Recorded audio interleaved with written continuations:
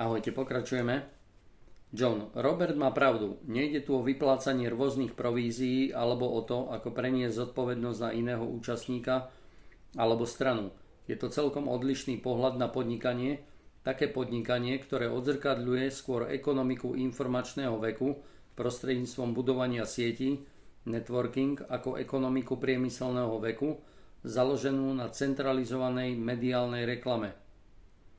Ďalší krok vo vývoji sieťového podnikania sme mohli zaznamenať už v 60. rokoch minulého storočia, ale najväčší rozmach tento typ podnikania dosiahol v 70. a najmä 80. rokoch. Miesto sietí franšízových podnikov, spôsob klasických pobočiek so zamestnancami, tento model priniesol nové franšízové siete, ktorých hlavnú úlohu zohrávali jednotlivci, nezávislí podnikatelia alebo tiež prijímatelia licencie. V určitom zmysle by sa to dalo nazvať personálna franšíza. Rovnako ako pôvodný franšízový model, aj tento nový systém bol ostro kritizovaný, ale i napriek všetkej kritike prežil a naďalej prekvitá a prosperuje. Tento model sa volá sieťový marketing. Robert, mimochodom, pravda je taká, že ako majiteľ franšízy ste súčasťou siete, ale nie ste jej majiteľ. Vlastníte iba svoj konkrétny podnik. Na druhej strane, ako pracovník v sieťovom marketingu, John, ako pracovník v sieťovom marketingu nie len, že budujete sieť, ale v skutočnosti ste aj majiteľom vlastnej siete. A ako si už povedal, Robert, znamená to, že máte k dispozícii aj ohromnú finančnú leverage. Inými slovami, ako sieťový marketér sám využívate silu Metcalfeho zákona. Ako? Nedosiahnete to len tým, že sa stanete členom nejakého podniku alebo firmy sieťového marketingu. Je to rovnaké ako spomínaný príklad, iba s jedným telefónom. Ak ste využili silu Metcalfeho zákona, musíte rozšíriť sieť tým, že vytvoríte identickú kópiu seba samého, získate partnera. Ako už viete, v tom okamihu sa ekonomická hodnota vašej siete umocní na druhú.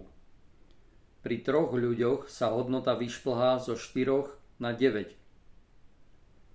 A pokiaľ každý z vašich 2 nových partnerov, ktorých ste si sami našli, rozšíri sieť o ďalších 2, potom sa ekonomická hodnota vašej siete začne ponášať na raketu štartujúcu na mesiac. Vypracujete aritmeticky, ale hodnota rastie exponenciálne. Jednoducho povedané, Metcalfeho zákon znamená, že sieť sa správa ako páka, leverage, dovolí vám čo najlepšie využiť váš čas a úsilie. Archimedes, jeden z najvýznamnejších mysliteľov antického Grécka, je považovaný za objaviteľa princípu páky a vynálezcu kladkostroja. Raz povedal: dajte mi pevný bod vo vesmíre a pohnem zemou. Aby predviedol takmer neobmedzenú silu páky, zostrojil komplikovaný systém povrazov a kladiek a uskutočnil veľkolepý fyzikálny pokus, ktorý vyskúšal na nákladnej lodi. Nariadil, aby na loď nastúpilo veľké množstvo ľudí a aby bola zaťažená zvyčajným veľkým nákladom. Potom zaujal miesto neďaleko od brehu a bez veľkej námahy vlastnými rukami pomocou kladkostroja pohol s celou loďou. Názory na to, či Archimedes vytiahol loď na breh alebo ju vyzdvihol z hradieb Syrakús pomocou páky do výšky, sa rôznia. Princíp je však rovnaký. Poznámka redakcie. Podobne funguje aj sila networku. Pomocou svojho systému mohol Archimedes predviesť výkon, ktorý by si za normálnych okolností vyžiadal kombinovanú silu niekoľkých tisíc ľudí. A čo vlastne predstavoval jeho systém povrazov, lán, kladiek a drevených ramien? Sieť. Podobne funguje aj sila networku. Pomocou svojho systému mohol Archimedes predviesť výkon, ktorý by si za normálnych okolností vyžiadal kombinovanú silu niekoľkých tisíc ľudí. A čo vlastne predstavoval jeho systém povrazov, lán, kladiek a drevených ramien? Sieť. Všetci poznáme tú úžasnú silu, akou sa šíria chýry a povesti.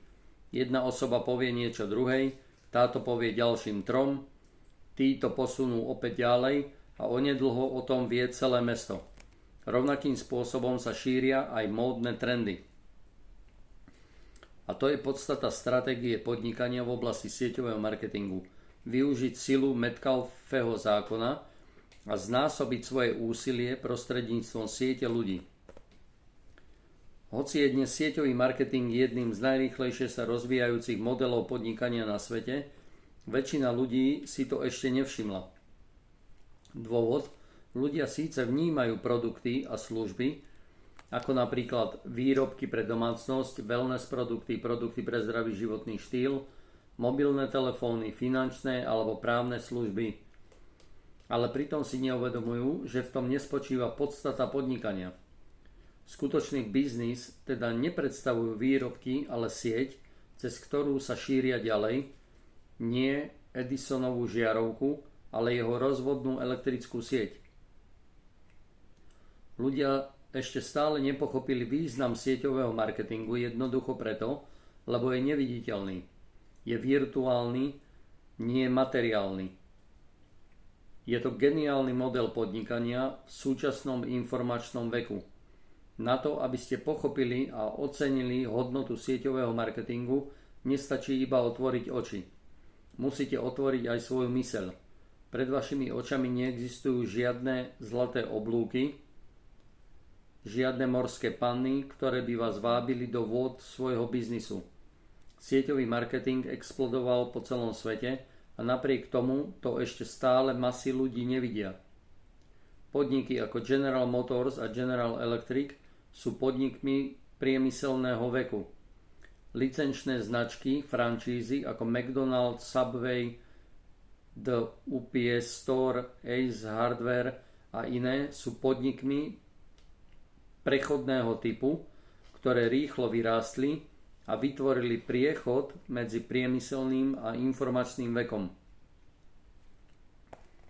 Podniky sieťového marketingu sú ozajstnými podnikmi informačného veku, pretože už nenarábajú s pôdou a materiálmi, továrňami a zamestnancami, ale s čírou informáciou.